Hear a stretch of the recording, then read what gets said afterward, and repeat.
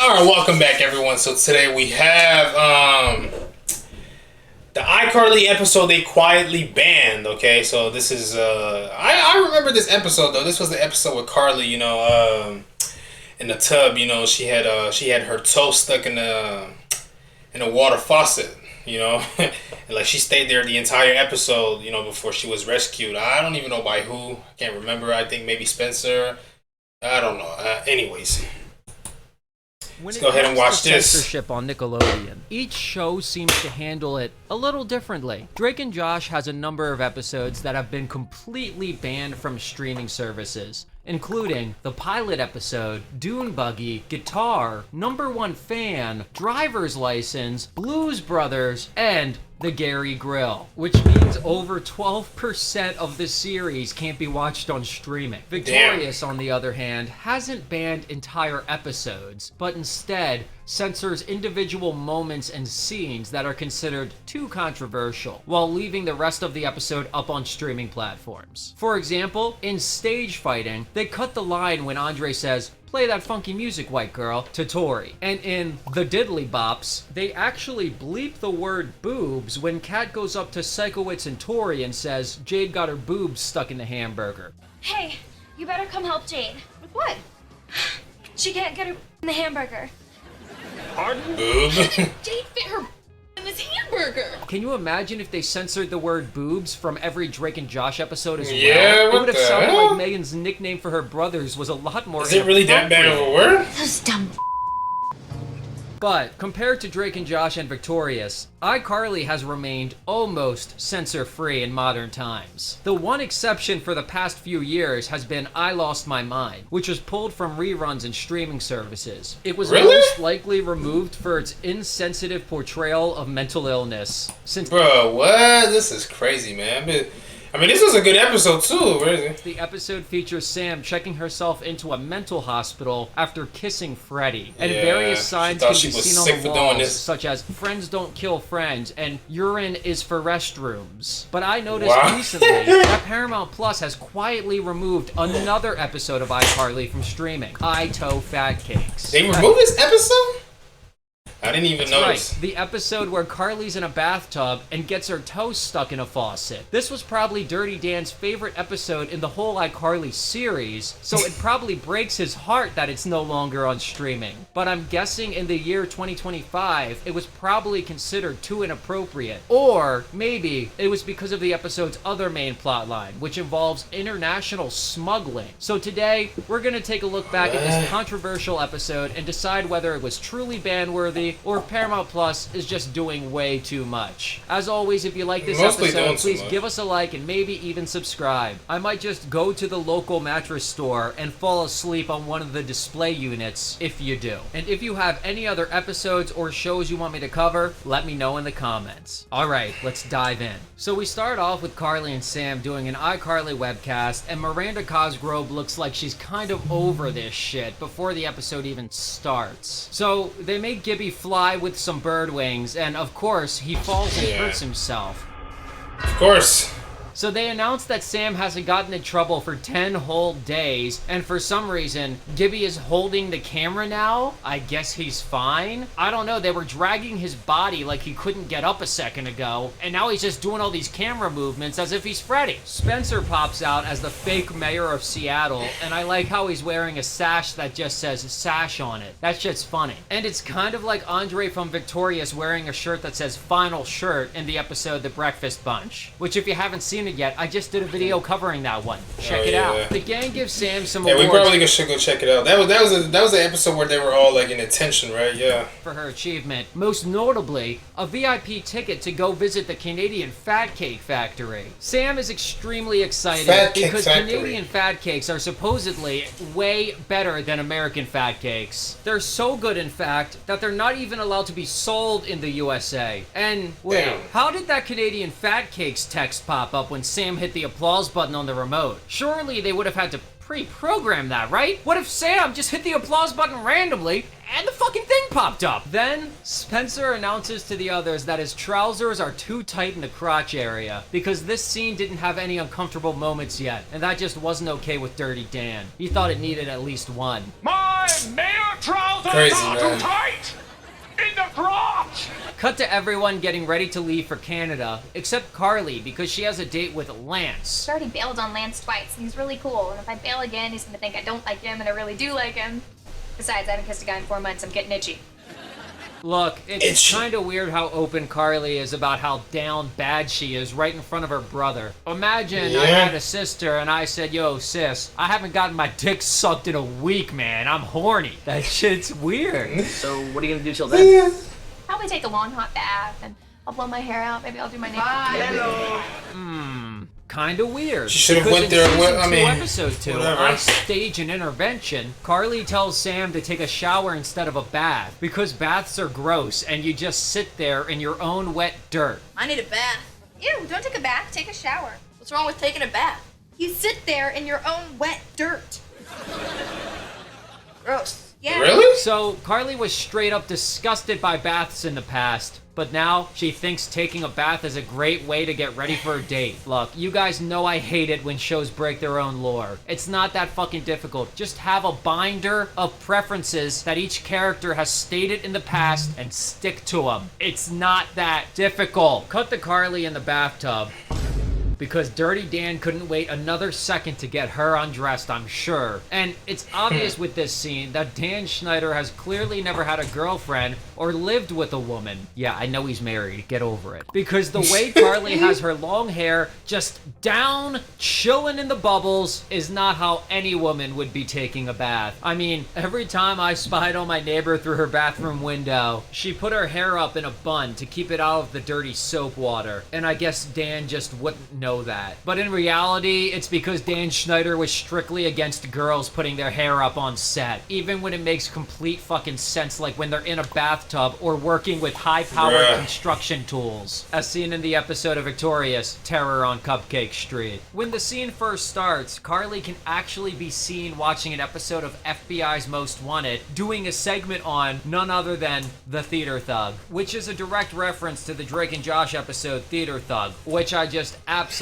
love. Carly's flipping through channels on the TV, which first off, who in God's name has a TV next to their bathtub? And she ends up seeing herself as Megan in the Peruvian Puff Pepper episode of Drake and Josh, which just doesn't make any goddamn sense. She keeps flipping through channels and ends up on the Vintage Network and sees a scene from the Dick Van Dyke Show where the actress gets her toe stuck in a bathtub faucet. She decides to try it out for herself, thinking it's a silly thing, and of course, her big toe gets stuck too, causing her to panic. And you know what? I've actually seen people defend Dirty Dan when it comes to this scene, or this episode in general. People seem to take the stance that the episode should be immune from critique since Dan didn't make up the scenario, and it's a nod to a really old TV show. And in a way, I can understand this argument. It is true that Dan likes to recreate scenes from old TV shows, like the conveyor belt scene from I Love Lucy in the Drake and Josh episode I Love Sushi. But in this case, it's not a good excuse. In fact, I strongly encourage anyone who's defending Dan Schneider to go back and actually watch the source material he's referencing. Seriously, you should watch it. It's a good episode, and that way you can make up your own mind and decide for yourself whether or not Dan's a creep for this one. The whole thing's on YouTube, it's pretty funny, and I'm gonna link it in the description. I have a feeling if you do watch the original episode, then you'll agree with me that Dan bought a one-way ticket to Creepfoot Village by making this atrocity. But just to go over a few key points, in the original episode, the actress who gets her toe stuck in the bathtub is a grown adult. She was 28 years old. That's older than I am. And I was surprised to see, when I actually watched the full episode, that almost the entire plotline about her being stuck plays out from the husband's perspective, who is on the other side of the locked bathroom door. Would you come in here for a minute? Can't you open the door? It's locked, honey. If you want me, you'll have to get out of the tub. I can't, Why can't you? because I'm stuck. Linda, how can you be stuck in a bathtub? Is it that narrow? You almost never see the woman in the tub at all. To be exact, she can be seen in the tub with her toe stuck for less than 1 minute of screen time. And when she's finally shown in the bathtub, she's fully clothed. Now, let's compare all of that to Dirty Dan's version. First off, Carly is Dirty supposed to be Dan. a high schooler, and Miranda Cosgrove was freshly 18 when this was filmed. And in addition to being younger than the original actress, she is shown naked in the first bathtub scene, only covered up by the bubbles, when the original actress was only ever seen fully clothed. And the total screen time we see Carly in the bathtub is almost 7 whole minutes. 6 minutes and 49 seconds to be exact, compared to less than 60 seconds in the original episode. That's a 617.54% increase in bathtub screen time. So even if this was all just intended to be a respectful tribute to an old show, there's no denying that Dan made it more uncomfortable and creepy than it ever needed to be. And let's just all be honest with ourselves for a moment here. The Dick Van Dyke Show had 5 seasons and a total of 158 episodes. And yet this was the one?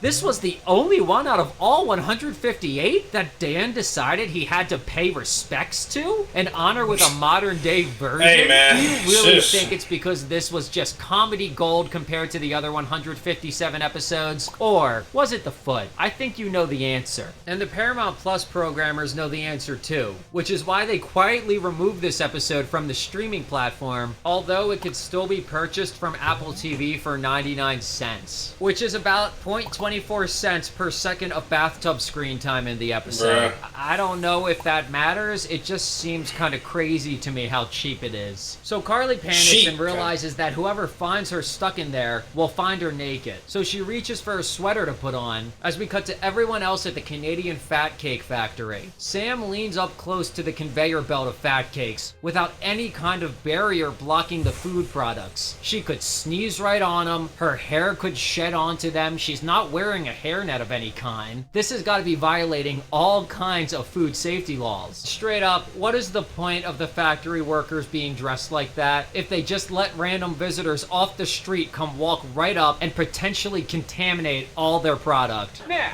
which of you Americans would like to be the first to try a Canadian fat cake? Hey, I wouldn't mind me. No, Gibby, don't touch that. Exactly. Move. May I? I like how Sam says, may I, all politely, after beating the absolute shit out of Gibby. I do not Gibby, like the there, way bro. she's eating the fat cake, but I do gotta give props to Jeanette McCurdy as an actress, because if you look closely, she actually sheds a tear while eating the fat cake. Fucking phenomenal. Cut back to Carly, whose phone is across the room, and damn, their bathroom's big as hell. It's also the same bathroom and tub used in the Victorious episode, I Scream for Kesha, which that episode was heavily censored on Paramount Plus as well, completely removing the bathtub scene entirely. So really, any production that uses this bathroom set is cursed, and it should never be used again. Carly tries throwing something at her phone, and is Carly slow? Does she think her phone is gonna get teleported towards her by throwing an object at it? I don't get it. Cut back to the Fat Cake Factory, where Sam is committing more health code violations, putting her mouth right on the nozzle of an icing bag. Sam ends up sucking it all up before the tour guide can even give instructions on how to fill a fat cake with icing. Classic. Back in the bathroom, Carly lassos her phone and pulls it towards her somehow. Impressive, I'll admit. Then she immediately drops it in the water, breaking it, making the entire last scene with her a complete waste of time. Back with the others in Canada, they're getting ready to cross the border when Gibby pulls out a Canadian fat cake and the others tell him to get rid of it. They call it contraband and say they'll get nailed by the feds because you can't cross the border with Canadian fat cakes. A drug sniffing dog audacity, because she got hundreds of those in there. Clearly has lots of something hidden underneath her clothes. And you're telling me the dog can sniff goddamn fat cakes? Shouldn't he be trained to sniff drugs and bombs? Yeah, that's they weird. really care about fat cakes? The Call of Duty Modern Warfare 2 nuke sound effect goes off, and Sam gets in trouble for having 25 kilos worth of fat cakes on her. What? What? Let go of me. Seriously. Tactical nuke incoming! That's way more than she had strapped to her body, but okay, whatever. Meanwhile, the highly trained, highly professional drug-sniffing dog has been left unattended with Gibby? That's pretty irresponsible of the cops. It could have been Heisenberg for all they know. Dogs really like you. Yeah, dogs and girls with low self-esteem. What? Gibby literally dated a beautiful, successful model, but whatever. The Canadian cop mentions that Sam called him a wazbag. Called me a dumb wazbag. A term also used in the Breakfast Bunch episode of Victorious. Morning, wazbags! And I always thought it was so silly and fake edgy how the iCarly kids would use made-up slang words in place of curse words like chiz and waz. Now that the fat kids have been confiscated, everyone is free to go back to the USA, as long as they show their IDs and passports. That's you? Yeah, I know, the long hair was a bad call. This is kind of funny because in real life, Jerry Trainer keeps his hair on the longer side nowadays. Yeah. When Gibby's passport is scanned, the full name Orenthal Gibby pops up on screen, which is simply incorrect. His full name is Orenthal Gibson. Olympia Municipal Courthouse? To Carly Shay, Samantha Puckett, Fredward Benson, and Orenthal Gibson. And somehow, it seems like I remember the character traits of the iCarly cast better than the writers themselves. Sam actually isn't allowed to re-enter America because she doesn't even have a single form of ID. You can't re-enter America unless you can prove you're a U.S. citizen. Can't you just ask her some questions so she can prove it? Fine. Yeah, Who's the she first knows US nothing, president? right? The father of our country? Abraham Franklin? I would argue this does, in fact, prove she's an American citizen, because only Americans are known for being that stupid. Also, for that matter, how did Sam get into Canada without any forms of ID? You generally have to show ID regardless of which side of the border you're crossing. So how the hell did she even get here? Going back to Carly, still in the bathtub, screaming and hollering. Miss Benson hears all the ruckus and goes to investigate. And to be honest, if I was in trouble, I wouldn't mind her being the one to come rescue me. She's a get shit done kind of gal. And I'm into it. Miss Benson comes barging into the bathroom and starts yanking on Carly's foot to get her unstuck. And then suddenly, Lance barges in too. Hey, is everything alright? Lance! Sorry, I heard screaming, so I thought I should come up. Put your hands down! To be honest, that's an appropriate reaction for a strange man busting into the apartment. Quick sidebar, Lance has never been here before. Lance doesn't know if this is even Carly's apartment for sure, but he felt confident enough to let himself into the apartment, go upstairs to the bathroom, and then let himself into the bathroom? Carly says hey to her date and pulls out her other soapy leg trying to look all cute. And I just hate it. I don't like it. Back with the gang in Canada, Gibby has a plan for smuggling Sam back into the country. He just zipped her up into a red suitcase. Can she even breathe in there? I definitely watched a crime video where someone died from being zipped up into a suitcase. But oh whatever. yeah, I remember this story, yeah. Can I have your autograph? Please, please, please! Here it goes again. Let me just do it. Look, these guys are a bunch of fucking dumbasses. Why would all three of them walk away leaving the suitcase unattended? The kid only asked for Gibby's autograph. Spencer and Freddie could have stayed with the suitcase. Literally, even bro. if they felt the need to walk over there. Oh my god, bring what are the the fucking odds, bro? suitcase with you. Also, Gibby takes a picture with this kid right in front of the no picture sign. So, of course, a random man mistakes his identical red suitcase for Gibby's and accidentally kidnaps Sam while the others head back to the US without her. Back with Carly, she's still stuck in the bathtub, but goes on her date with Lance anyway as they eat Chinese food together in the bathroom. There's also a mechanic there with a power saw, and they kiss with their Chinese food lips right in front of him. Then, he nearly kills them with the sparks from the power tools. The episode then ends with Sam getting taken on a flight to Malaysia, which is never resolved or brought up again. How the fuck did she get home? She still doesn't have an ID, but now she's in a foreign land without her friends. Also, you can see a Coca-Cola ad while the flight from Air Malaysia lands. This has got to be one of the only mentions of a real-world brand in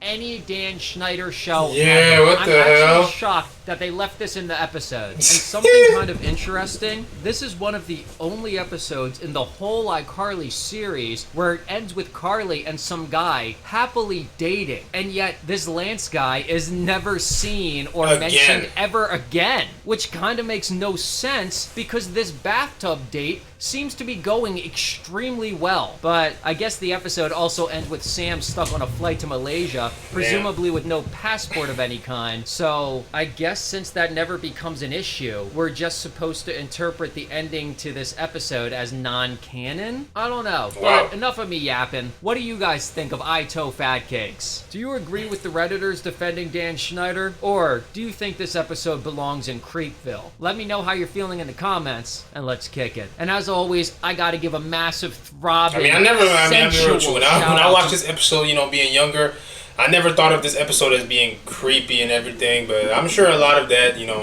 has to do with, this dude, Dirty Dan's, recent stories. I mean, if he didn't have those, allegations on him, then, I'm sure this episode would have been just fine or whatever.